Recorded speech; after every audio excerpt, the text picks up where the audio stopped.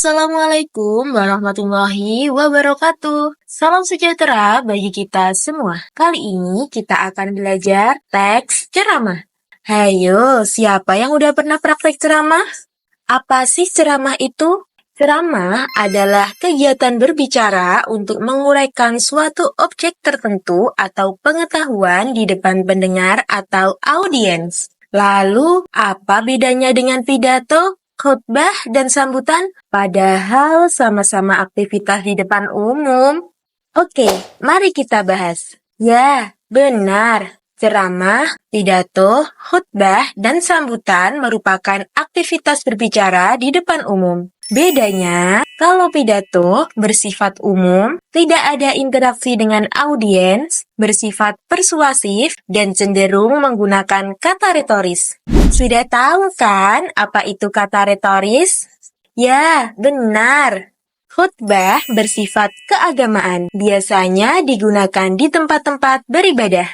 Misalnya, seperti di masjid, di gereja, dan lain sebagainya. Selanjutnya, ceramah bersifat umum, tidak terikat tempat, bersifat persuasif, dan ada interaksi dengan audiens. Sedangkan sambutan, topiknya lebih sempit atau spesifik. Contohnya, sambutan oleh guru saat upacara hari Senin. Nah, sudah paham kan apa perbedaannya? Selanjutnya, kita membahas struktur ceramah. Struktur ceramah ada 3. Pertama, pembukaan. Kedua, isi. Ketiga, penutup. Teks ceramah sama halnya dengan jenis teks pada umumnya. Ceramah juga memiliki ciri-ciri loh. Apa saja sih ciri-ciri ceramah? Yuk kita bahas. 1. Biasanya disampaikan oleh seseorang yang memiliki keahlian dalam bidang tertentu. 2. Menginformasikan topik yang memperluas pengetahuan. 3. Ada komunikasi 2 arah antara pembicara dan pendengar. 4. Ceramah memiliki objektivitas dan unsur-unsur yang mengandung kebenaran. 5. Ceramah harus dapat menghidupkan suasana. 6. Ceramah harus memiliki tujuan yang jelas. 7. Ceramah yang disampaikan harus dapat mencapai klimaks. 8. Ceramah yang baik berisi sesuatu yang mengejutkan. 9. Ceramah harus dibatasi pada 1 atau 2 persoalan tertentu. 10. Ceramah dapat mengandung humor. Selanjutnya, ada pun kaidah kebahasaan teks ceramah. 1. Informatif. 2. Argumentatif. 3. Persuasif. 4. Rekreatif. 5. Imperatif. 6. Kata ganti. 7. Kata kerja teknis atau peristilahan. 8. Kata kerja mental. Selain itu, teks ceramah juga memiliki unsur-unsur loh. Unsur-unsur ini disebut juga komponen ceramah. 1. Penceramah. Seorang penceramah harus mengetahui tugas dan memiliki bekal sesuai dengan bidang ilmu yang dikuasai. 2. Bahan atau materi pembicaraan. Tentunya sebelum melakukan ceramah, kita harus mempunyai bahan dan materi ya. Tujuannya agar dapat menarik pendengar dan sesuai dengan pokok acara. 3. Pendengar atau audiens. Pendengar atau audiens merupakan penerima uraian atau penjelasan dalam kegiatan ceramah. 4. Tema.